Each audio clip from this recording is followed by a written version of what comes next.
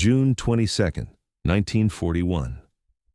Dawn broke over the eastern frontier of Europe. Operation Barbarossa began, the largest invasion in human history. 3 million German soldiers, thousands of tanks, waves of aircraft. Hitler's gamble to crush the Soviet Union had begun. But inside this storm of fire and steel, history hid secrets, events that remain unsolved even 8 decades later. One of them unfolded in the skies above Britain. On the night of May 10, 1941, a lone Messerschmitt Bf-110 crossed the North Sea. At the controls was not just another Luftwaffe pilot, it was Rudolf Hess, Deputy Führer of Nazi Germany, second only to Hitler himself. His mission was strange, unthinkable, to fly into enemy territory, alone, and land in Scotland.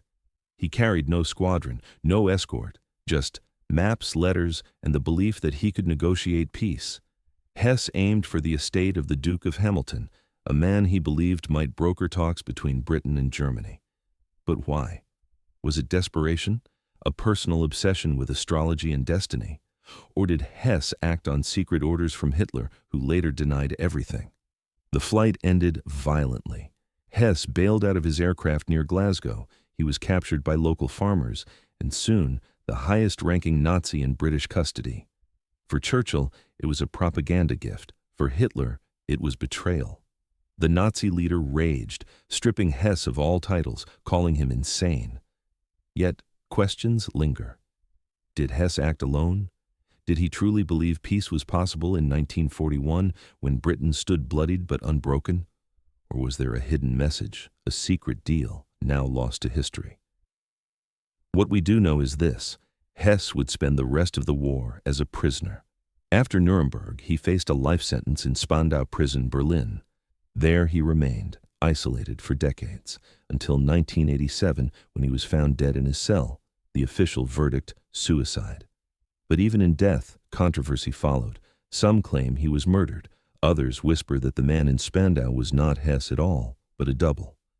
Tonight, we open 6 of these forgotten doors. Mysteries from the Second World War, secrets that historians still debate and which time refuses to fully explain. And it all begins with the night Rudolf Hess took off into the unknown.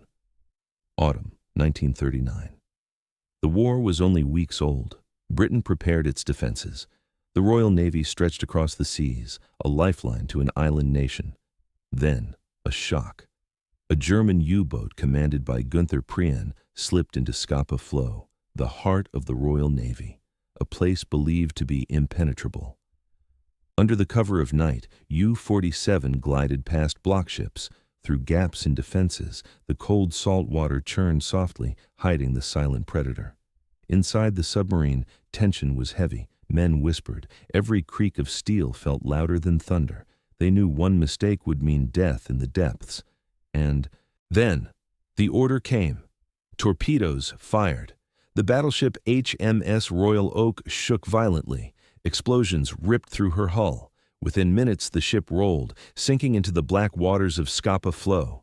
833 men lost their lives that night. Many were young sailors, still barely trained, some asleep in their bunks, never knowing what struck them. News thundered across Britain.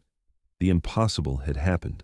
The Navy's fortress breached. Morale staggered. For Germany, it was a triumph. Prien returned to a hero's welcome in Berlin. He was awarded the Knight's Cross of the Iron Cross by Hitler himself. German propaganda celebrated him as the Bull of Scapa Flow. But behind the victory, questions remain.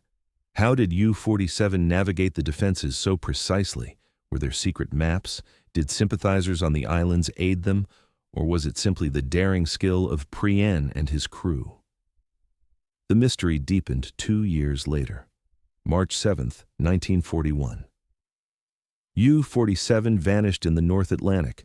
No distress call, no wreckage, no survivors. Some say she was destroyed by British destroyers Wolverine and Verity. Others believe she struck a mine, but nothing was ever found. The sea swallowed the submarine whole. Prien and his men disappeared into silence. For the families of the 45 crewmen, there was no grave, only the endless ocean stretching cold and merciless. And so, the story of U-47 Lives in Two Shadows, one of daring success piercing the Royal Navy's pride, and another of disappearance, a riddle left on the seabed. The war was still young, yet already filled with mysteries that no document, no witness could ever fully explain. 1944. Europe trembled under Nazi occupation. The Allies prepared for their greatest gamble, the invasion of France, but the beaches of Normandy could not be taken by force alone. The Germans had built the Atlantic Wall, concrete bunkers, minefields, artillery, stretching from Norway to Spain. To break through, the Allies needed not just soldiers, but illusions. And so, a secret unit was born. The 23rd Headquarters Special Troops, later called the Ghost Army. Unlike any other formation in history, they carried not rifles, but deception. Inflatable tanks, dummy artillery, fake radio signals, sound trucks blaring the noise of entire divisions marching through the night. Their mission was simple, yet deadly dangerous. Convince the Germans that the real invasion would strike at Calais, not Normandy. In May and June 1944, the deception unfolded. General George S. Patton was placed in command of the 1st U.S. Army Group. But this force existed mostly on paper. A phantom army, conjured to fool the enemy. German intelligence bought the lie. Divisions were held in reserve near Calais, waiting for an attack that never came. When the real landing struck Normandy on June 6th, Hitler delayed moving his reserves. Precious days were lost. But the price of deception was silence. The Ghost Army's story was kept secret for decades. Most of its soldiers never received medals. Many carried their memories quietly to the grave. In diaries that surfaced later, some wrote of the fear. They knew that if the ruse failed, they would be slaughtered. Their weapons were rubber, their armor nothing but air. If discovered, they could not fight back. One veteran recalled nights listening to German patrols nearby. The men lay in ditches, holding their breath, praying the enemy would not touch the inflatable tanks beside them. Had they kicked one, he wrote, it would have collapsed like a balloon, and we'd have been done. The Ghost Army saved thousands of lives, yet many of its sacrifices remain invisible. No battlefield crosses mark their courage, only whispers, declassified documents, and fading photographs. In the storm of Normandy, they were the shadows that shielded the light.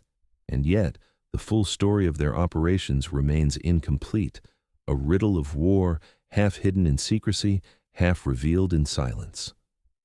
June 1944. Even as the Allies gained ground in France, another story unfolded in the Atlantic. A tale of silence, shadows, and a submarine that would never return. The Japanese June 52, one of the largest submarines of the Imperial Navy, nicknamed the Golden Submarine. Her mission was extraordinary. Sail from Japan to Germany carrying rare cargo, tons of rubber, tin, tungsten, and molybdenum. And in exchange, bring back advanced German technology, jet engines, radar systems, weapons to prolong Japan's fight. The journey began in late March 1944, across the Indian Ocean, around Africa, into the Atlantic, where U-boats still roamed. A desperate gamble to connect two collapsing Axis powers. But Allied intelligence was watching. American cryptographers had broken Japanese codes. They knew the I-52 was coming. They knew her rendezvous point with U-530, a German submarine, mid-ocean. On the night of June 23, 1944, the hunt began. The U.S. Navy's escort carrier, USS Bogue, launched Avengers into the dark sky. Their sonar buoys crackled. Their depth charges fell. At 11:40 p.m., an explosion deep below. The sea swallowed the IR-52. More than 100 sailors went down with her. No survivors. For decades, the wreck lay undisturbed, 17,000 feet beneath the Atlantic. But the mystery lingered. Was the submarine carrying gold? Some say 2 tons destined to pay Germany for its technology. Others believe it was lost before loading. Even today, the truth remains uncertain. In 1995, explorers found the wreck, the hull broken, debris scattered, yet the cargo holds were sealed, too deep to confirm, too costly to retrieve. For families in Japan, there was no closure, only absence, no bodies returned, no memorial but the ocean.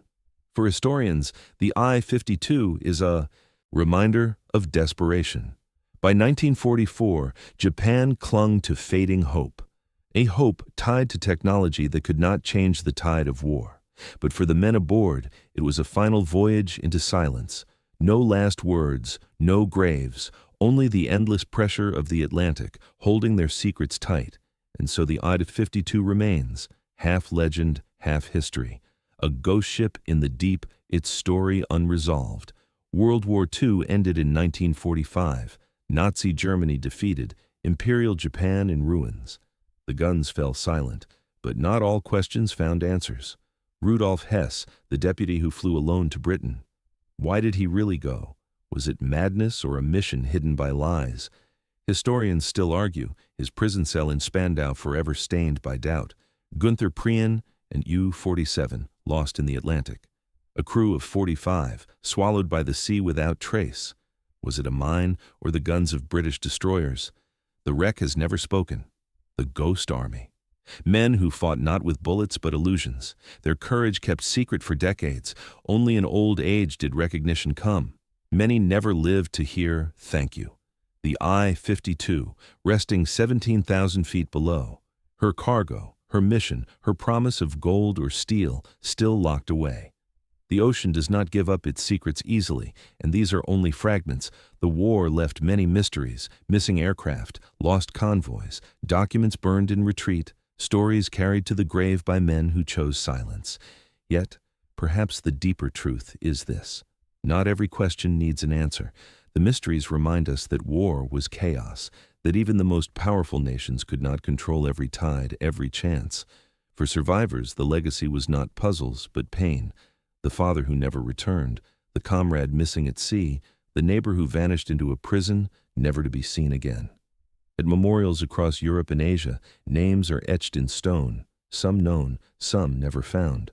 Flowers laid, bugles played, flags lowered. The silence heavier than any speech. In Normandy, waves still crash over the beaches where deception saved lives. In Scapa Flow, divers still touch the rusting steel of royal oak. In the Atlantic, sonar echoes off a submarine that sleeps in the dark. The war ended, but its shadows endure. Whispers of secrets, unanswered questions, mysteries frozen in time. For us, they are reminders that history is not neat, that even in victory much was lost, and that behind every mystery there were men, women, and families who bore the cost. The graves remain, the oceans guard their silence, and the past, though studied, never fully speaks.